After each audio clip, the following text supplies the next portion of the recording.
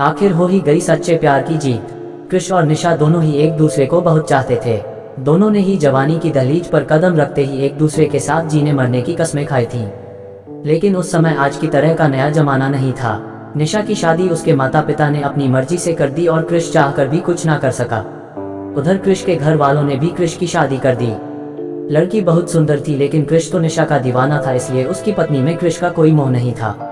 निशा अब अपने परिवार की जिम्मेदारियों में व्यस्त हो गई थी और कृष भी अपनी नापसंद लड़की के साथ जीवन यापन करने लगा था। दोनों के ही परिवार में बच्चे भी हो गए थे, परंतु जीवन साथी से दोनों के ही विचार नहीं मिलते थे। इसलिए आए दिन छोटी छोटी बातों पर तकरार हो जाती थी। कालांतर में दोनों ने ही अपने बच्चों की शादी करके अपनी जिम्मेदारी पूरी कर ली थी। अब तो परिवार में अपने अपने जीवन साथी से लड़ाई झगड़े के अलावा कोई दूसरा काम रह ही नहीं गया था। इसलिए दोनों ने ही अपने अपने जीवन साथी से विधिवत तलाक ले लिया था।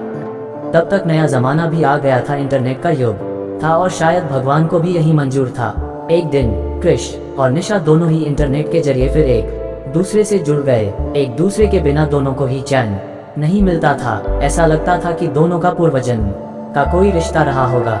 दोनों की घंटों नेट पर बातें होती थी। अब एक दिन वो समय भी आया कि दोनों फिर से विवाह के सूत्र में बंध गए।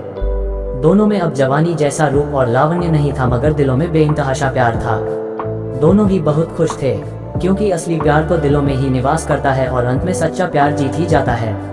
अब तो दोनों ने भगवान का शुक्रिया अदा किया और कहा कि हे ऊपर वाले, तेरे घर देर है मगर अंधेर नहीं है।